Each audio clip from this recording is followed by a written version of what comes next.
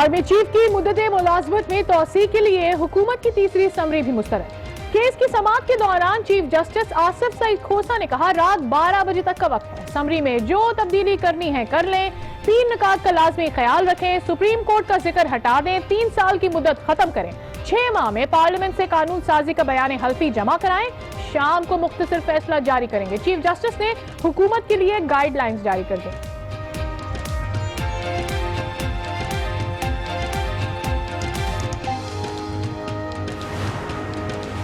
विफाकी काबीना के नई समरी में सुप्रीम कोर्ट का नाम इस्तेमाल करने पर सुप्रीम कोर्ट का एतराज। चीफ जस्टिस आसिफ सईद खोसा ने कहा हुकूमत अपना काम खुद करे, अदालत को क्यों दरमियान में लाती है। अदालत का नाम इस्तेमाल किया गया ताकि हम गलत भी ना कह सके। आर्मी चीफ तौसी केस में रिमार्क्स। चीफ जस्टिस ने कहा आर्मी चीफ तो आज भी फौजी सरबराह हैं, आपने तो आज से ही तैनाती कर दी, जो ओहदा खाली ही नहीं उस पर तैनाती कैसे हो सकती है।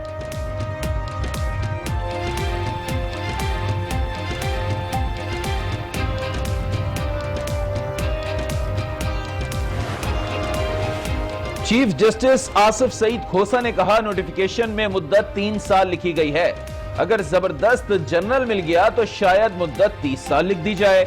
एक वाज़ेह निजाम होना चाहिए जिसका सबको इल्म हो सकता है अगले आर्मी चीफ को हुकूमत 1 साल रखना चाहती हो, 3 साल की तैनाती में साल होगी, लेकिन यह कानूनी नहीं। चीफ जस्टिस ने कहा अदालत ने तौसीक कर दी तो यह कानूनी मिसाल बन जाएगी।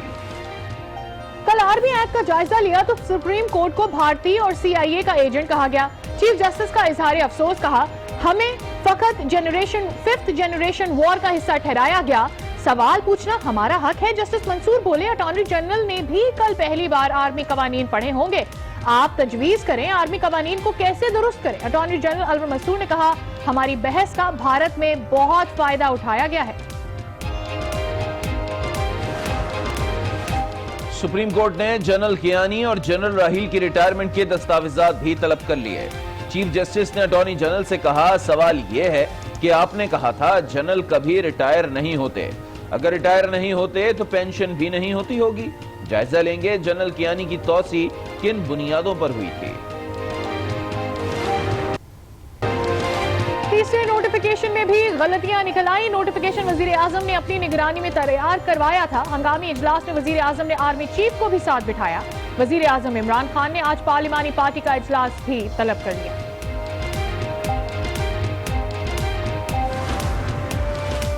हुकूमत ने फौज के इदारे और आर्मी चीफ के साथ ज्यादती की। सीनियर कानूनदान अकरम शेख की हुकूमत पर तनकीद, कहा फौज के इदारे को मुकदमाबाजी में न उलझाया जाए। आर्मी चीफ को वजीर दिफा या मुशीर कौमी सलामती बनाने की तजवीज पेश कर दी। कौमी असम्बली की पब्लिक अकाउंट्स कमेटी का इजलास। मुस्लिम लीग नून के राना तनवीर हुसैन मुतफिका चेयरमैन मुंतखब। राना तनवीर का नाम सरदार नसरुल्लाह दरीशक ने तजवीज किया। नए चेयरमैन का तमाम अराकीन को साथ लेकर चलने का आज़्म। राना तनवीर अपोजिशन लीडर शहबाज शरीफ की जगह चेयरमैन PAC बने हैं। मुशर्रफ के खिलाफ संगीन गद्दारी केस का फैसला महफूज करने के खिलाफ दरखास्त पर लाहौर हाई कोर्ट में समाअत। अदालत की वफाकी हुकूमत के वकील को जवाब दाखिल कराने के लिए 3 दिसंबर तक की मोहलत। जस्टिस मुज़ाहिर अली अकबर नकवी ने दरखास्त पर समाअत की। तहरीक इंसाफ के खिलाफ पार्टी फंडिंग केस की समाअत। इलेक्शन कमीशन में स्क्रूटनी कमेटी का इजलास आज 2 बजे होगा। तहरीक इंसाफ ने डोनर्स की तफसीलात और ऑडिट रिपोर्ट समेत दीगर तफसीलात 2 रोज कबल स्क्रूटनी कमेटी को फराहम कर दी थी। कमेटी जुम्मे को मुस्लिम लीग नून और पीपुल्स पार्टी की ममनू पार्टी फंडिंग के मामले का भी जायजा लेगी।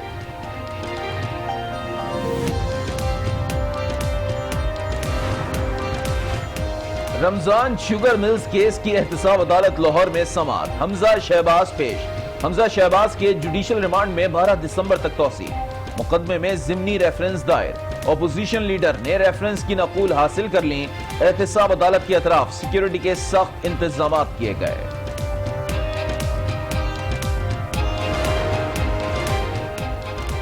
पाकिस्तान का बयानिया मजबूत होने लगा। सिंध और बलूचिस्तान की मुख्तलिफ कदम तंजीमों के 100 से जायद कारकुनान कौमी धारे में शामिल। हथियार डालने की तकरीब Shahbaz ranger sector headquarter Sukkur में हुई।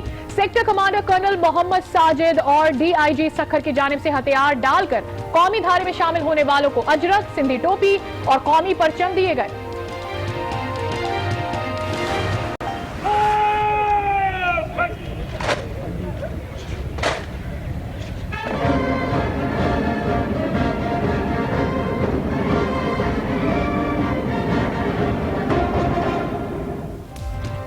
नए आईजी पंजाब पुलिस शोएब दस्तगीर ने ओहदे का चार्ज संभाल लिया। पुलिस के चाको चौबंद दस्ते की आईजी को सलामी। सीनियर पुलिस अफसरान तकरीब में मौजूद।